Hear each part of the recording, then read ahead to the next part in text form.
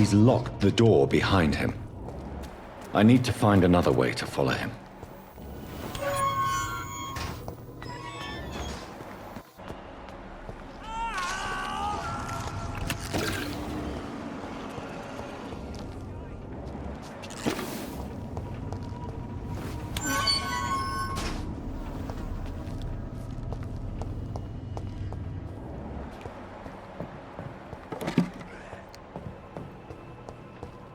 This man has been savagely attacked and dragged to the floor. Can't breathe.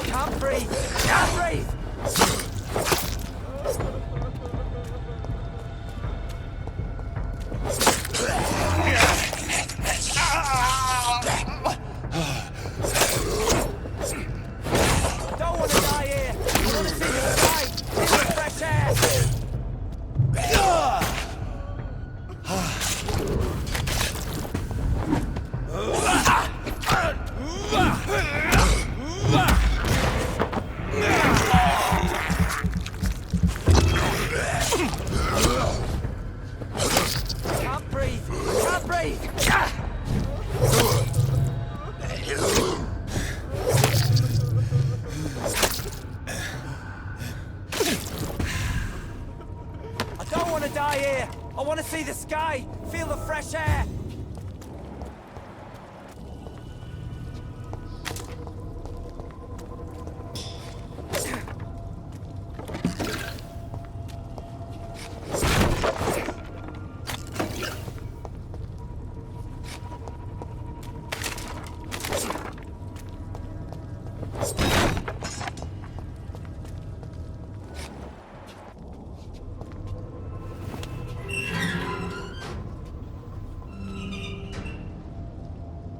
Are you injured, sir? Help me get out of here. I need to get out. I'm Dr. Reid, and I'd be glad to help you, but you must calm down first. Please, take a deep breath and tell me your name. Okay. I'm Oswald Thatcher. Please, I need to get out. All right, Mr. Thatcher, you're safe now. Do you think you can reach the street by yourself? Yes, I do. Good. Now leave this place and enjoy the cool night air. It's quite invigorating. I'm sure you'll feel better if you do.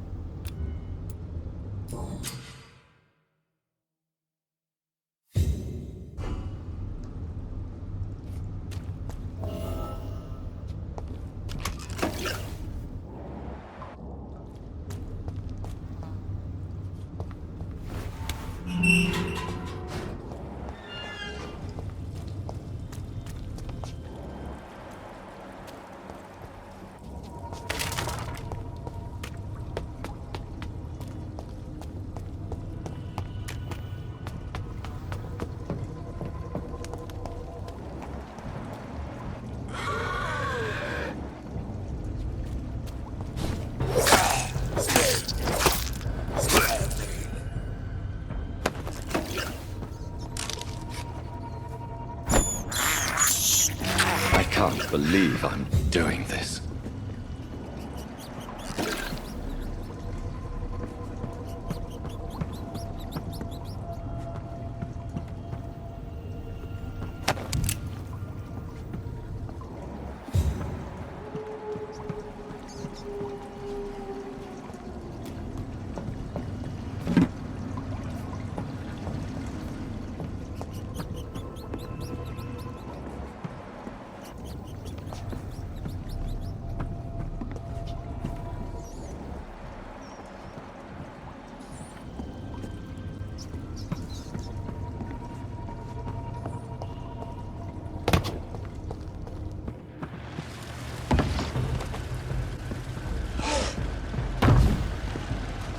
What sort of creature is this?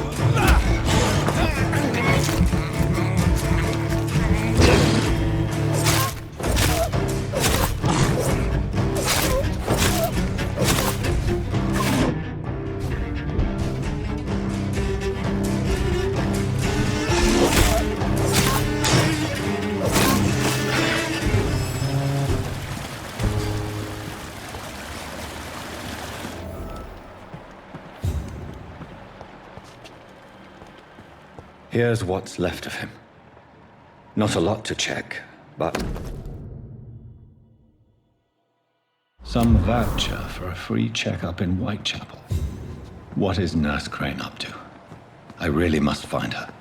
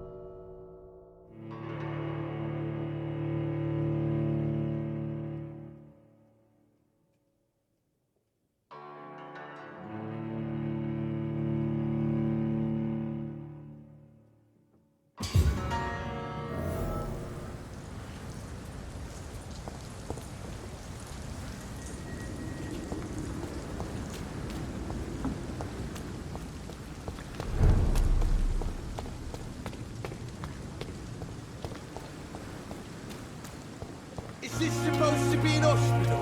A pigsty would smell better.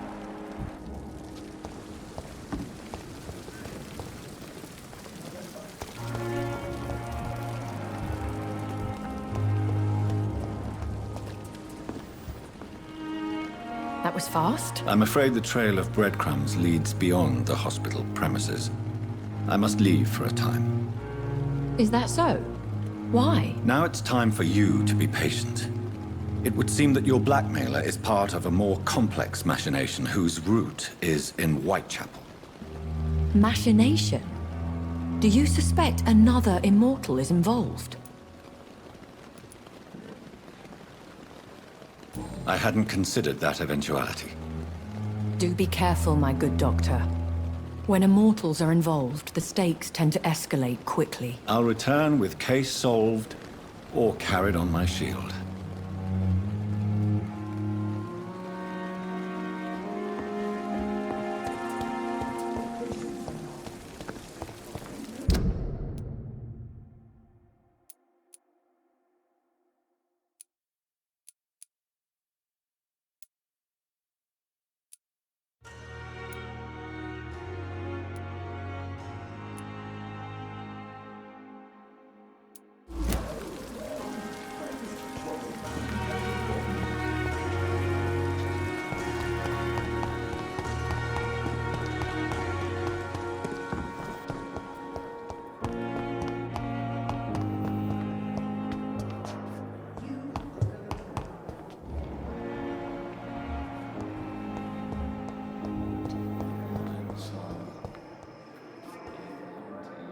I'm quite busy right now, Dr. Reid.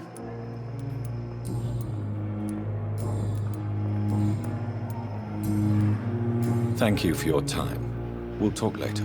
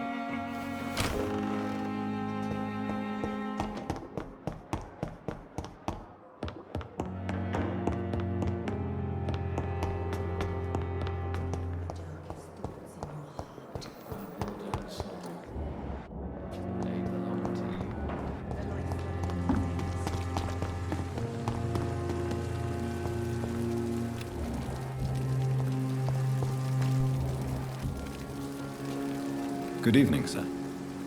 So it is true. The famous Dr. Reid has joined us. I can't think of any better news during these terrible times. Do we know each other? Actually, yes. We met once before, at the Rockefeller University in New York. Dr. Tippett, yes, I remember. I was assisting Professor Carell in his research about coronary bypasses. He had nothing but praise for you. He was also very confident about your future. And look at you now. Eminent surgeon and blood transfusion specialist.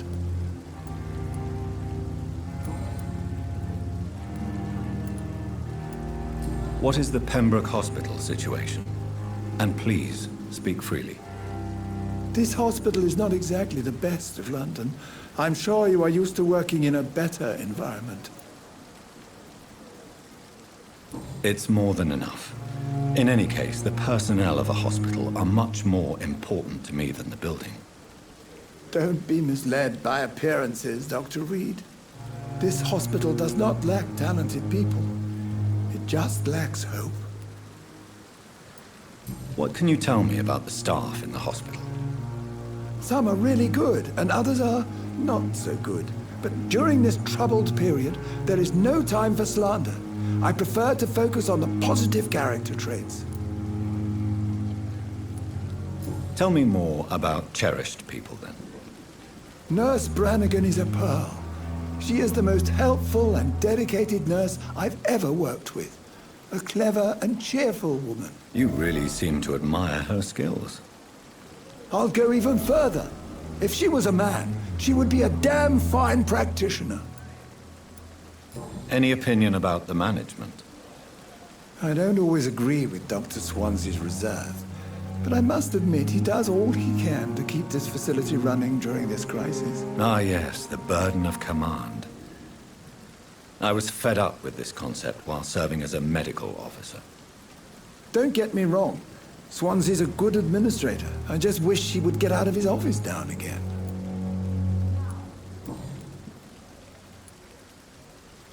You're exhausting yourself, Corcoran. Maybe you should think about preserving your strength. No. We must keep on healing all those poor souls. We are the last rampart before chaos. Once more unto the breach.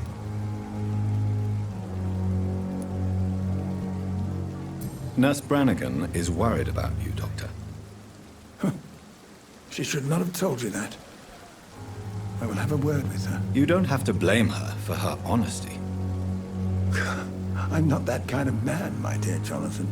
Actually, Nurse Brannigan's opinion is the only one I may listen to.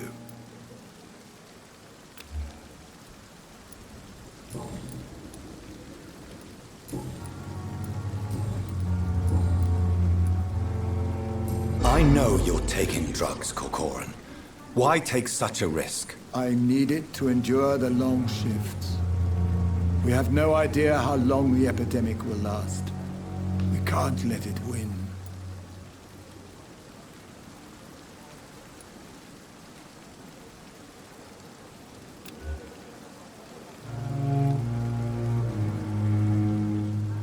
I understand the gesture, Doctor. An immediate answer to an emergency situation, but this can't be a long-term solution. Thank you for your understanding, my dear colleague. And be assured, I have total control of my consumption.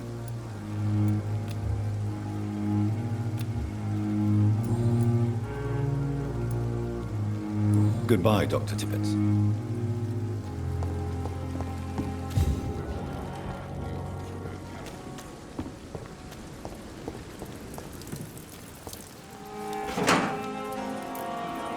Hey, Doc.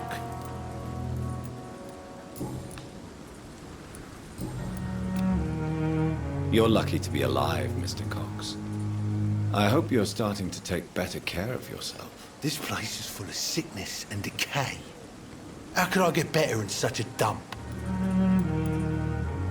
Consider yourself lucky that I'm treating all of my patients equally.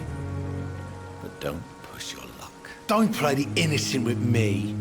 I'm sure you have good reasons to act this way. And also weaknesses that can be exploited.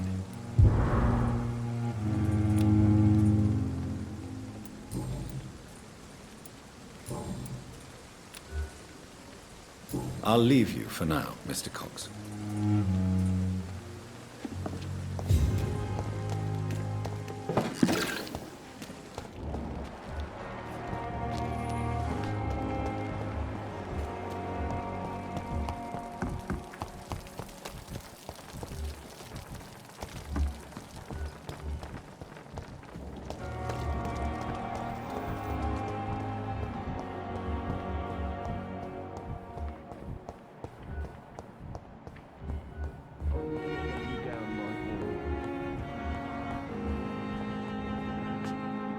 Good evening, sir. I'm Dr. Reid. May I help you? I don't know if a third opinion is needed. Your colleagues are already arguing about my condition. I see. Would you mind telling me more about your situation? I'm Harvey Fiddick. All I want is to get me bloody arm fixed properly.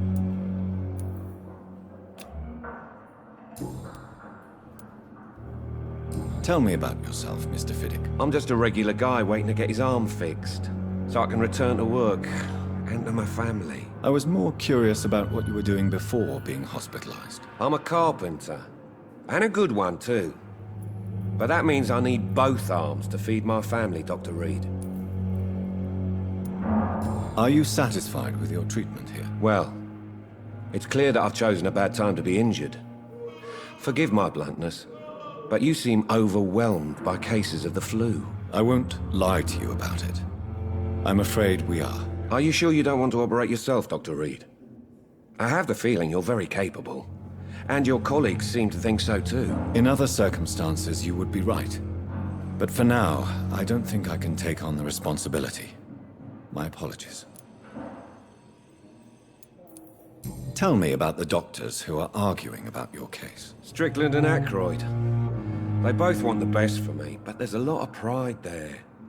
Doctors are no different from carpenters, it seems. What do you mean? I often had professional arguments with rivals on a building site. Difference is, I disagreed about wooden nails, not flesh and bones.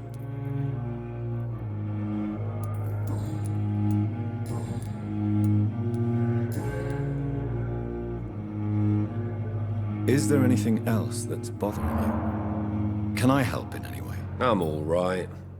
Considering the state of this place, I should consider myself lucky, I guess.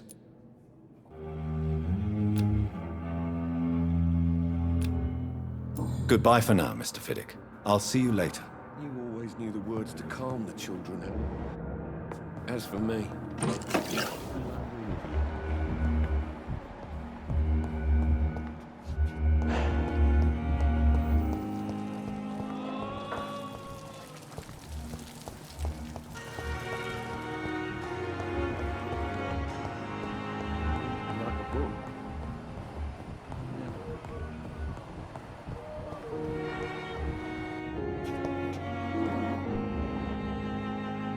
Good evening, Doctor.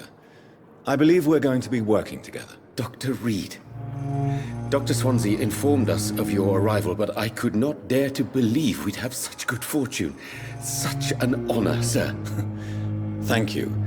And you are? I am Thoreau Strickland, Dr. Thoreau Strickland. I'm a great admirer of your work, Dr. Reid.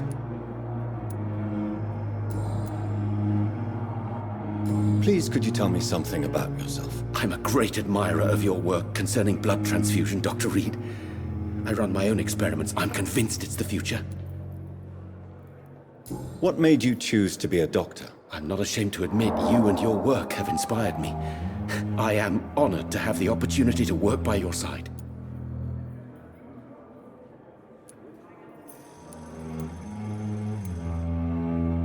It's always a pleasure to share scientific and medical knowledge with someone eager to learn. I'll be glad to help you if I can. This epidemic may be the century's most terrible disaster, but I'm convinced that we, as doctors, are the only ones able to defeat it.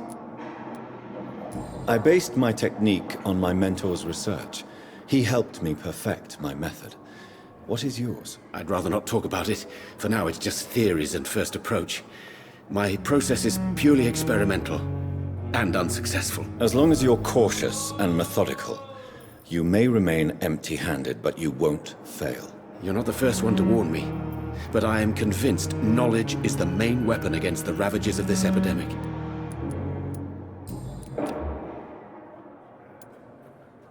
What can you tell me about the Pembroke? Well, it has always been an honor to work with Dr. Swansea. But with your arrival, I can't think of a better opportunity to learn about blood transfusion. Do you need help with anything in particular? Well, yes, maybe. I'm waiting for a batch of products I ordered for my personal research, yet my supplier seems to have vanished. Do you want me to play the errand boy for you? Oh no, Dr. Reid. But if you went personally to his shop, what with your reputation and all, he wouldn't dare to refuse the products I need. I see. Well, give me the address, for I may pass by if I have time. You seem quite optimistic. It's a rare and precious attitude in these difficult times. I'm convinced that this epidemic is a test of endurance and dedication for us men of science. Questions remain about our capacity to resolve the situation. True. Last summer, during the first wave of the epidemic, I used to joke with Milton about the extra work. We're not smiling now.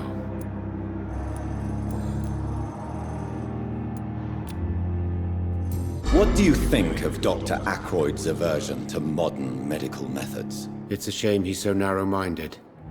Dr. Swansea taught me that science is about exploring uncharted territory. I'm convinced that's true. With the influenza and all that's going on, you should put your differences aside, don't you think? Why is it so difficult to work together? I believe that if Dr. Ackroyd had been the one to discover the transfusion process, he would be the first to recommend its use. So you believe it's just a question of jealousy and pride? Dr. Ackroyd is as proud as he is blinded by his obsolete concept of medical science.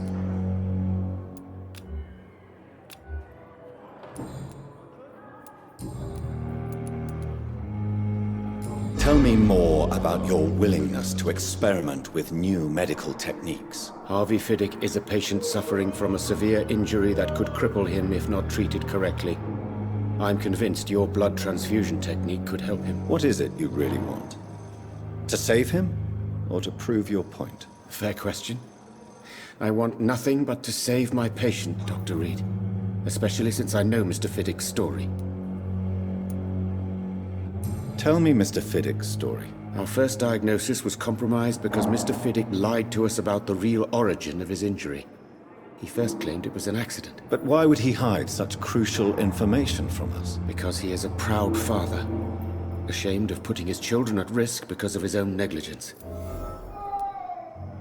This personal involvement could also appear to be a lack of impartiality. You must know that a good surgeon must remain neutral. I agree. But that does not excuse Dr. Ackroyd's behavior, a man who did not even take time to converse with his patient. Do you think keeping his distance was a mistake? All I know is that I'm taking care of human beings, with desires, hopes, and fears. Not some biological machine comprised of blood, bones, and flesh.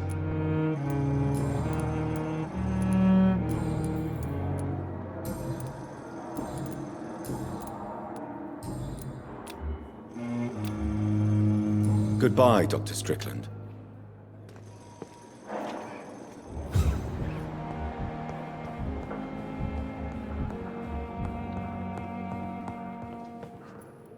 Good evening, Mr. Fiddick. Good evening, Dr. Reid. Any news about my operation?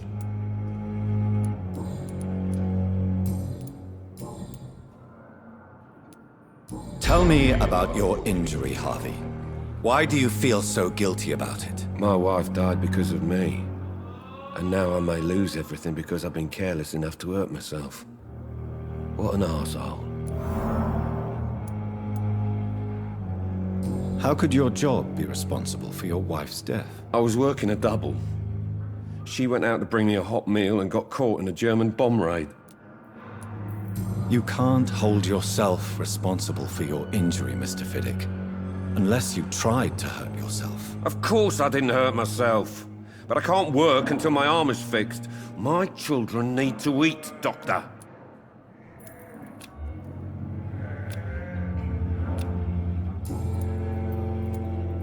Tell me more about the death of your wife, Harvey. 1915. I was in the army. Building workshops for the Royal Flying Corps. Helen was happy I wasn't sent to the front. What happened? The Germans sent Zeppelins to bomb the construction site, but they missed their target. My wife was bringing my dinner when the bombs fell. I'm sorry for your loss. So many died during the bombings. I served in France and witnessed the carnage there. I would like to say that she didn't suffer. Truth is, I have no idea. I just know that I'm all that me kids have. Poor little bleeders. How are your children after losing their mother? They were smaller then. The only good thing about this is my Helen didn't bring them with her that night.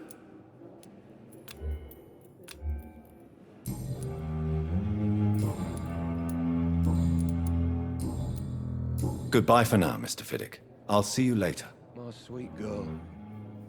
Reads me like a book.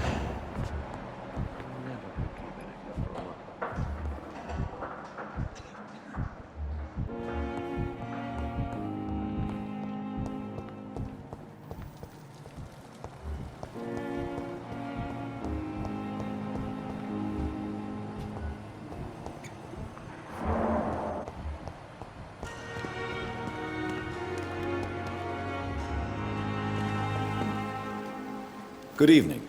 I'm Dr. Reid. Always a pleasure to meet a colleague, sir. Especially when he was supposedly dead. A colleague? Are you a doctor too? Not anymore, sir. I used to be Dr. Rakesh Chadana. Now, I'm just Mr. Chadana, pawnbroker and humble guardian of this morgue. What do you mean, you used to be a doctor? Was your license revoked? No, sir. It is just that I like to be precise. I run a little pawn shop while taking care of the dead. But I used to be a real doctor. Are you afraid or uneasy being surrounded by so many corpses? Why should I? These bodies are empty vessels. Flesh left to decay. Poof! No soul anymore. All gone. An interesting point of view. And quite an exotic one, too. Most people fear, or at least have respect, for dead flesh. Sir, as a medic during the war, I learned to face my death and the death of others. It's the pain we have to tame, not death itself. How did you get this job? After I left the army, I worked as an undertaker down by the docks. A dangerous place with many an unpleasant business there. Milton Hooks helped me get a job here.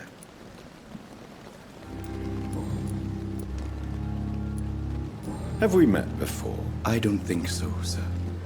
Why? When we first talked, you said you were glad to meet me since I was reported dead. Funny story, sir. Your sister came here a few nights ago. You were missing, and she was looking for your body. She must be very relieved now. Do you work here alone? Yes, very easy work, sir. All I have to do is watch a few bodies. The situation was very different when the main morgue was still open. Why do you have to watch these bodies? Because these poor fellows have no names. We keep them in case someone comes looking for the missing. Sadly, very rarely happens. Why close the hospital's main morgue? It was for sanitary reasons after the beginning of the epidemic. Cadavers had to be moved to the nearest mass grave.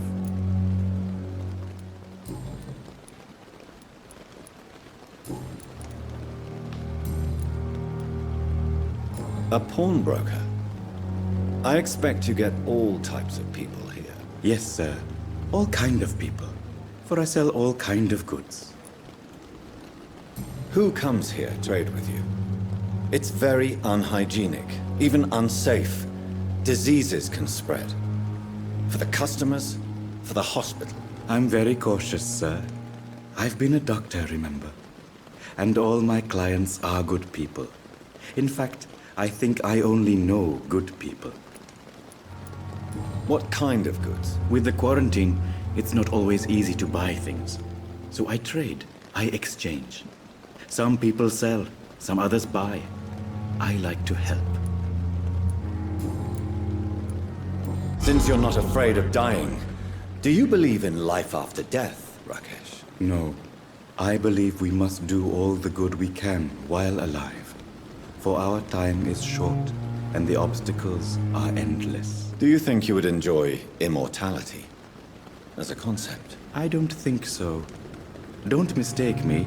I love life, and I'd like to live a long life. But everything has to decay, sir. Even goodwill. Do you really believe goodwill cannot last? As I said, sir, everything decays. If I was to never die, goodness, I would be bored or worse. And I like to be helpful, sir. Quite depressing, wouldn't you say? Yes, but the good news is, we'll all die before losing our humanity, sir. So you're ready to die? No, I am not. I don't fear death, for I won't see it. What troubles me is the pain my death will inflict to those I know. You're a wise man, Mr. Chidana. No, Dr. Reid. I am a foolish man. But I like to think otherwise.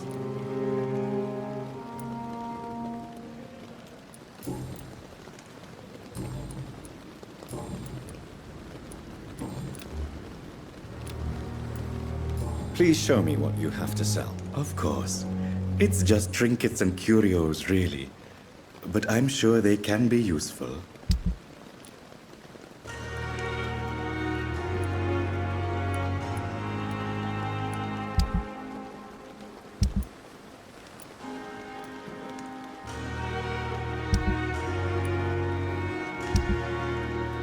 Tomorrow, more bodies will arrive and then sadly depart.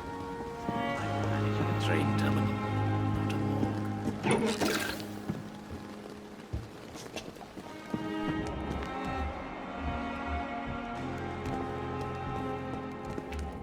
It's locked.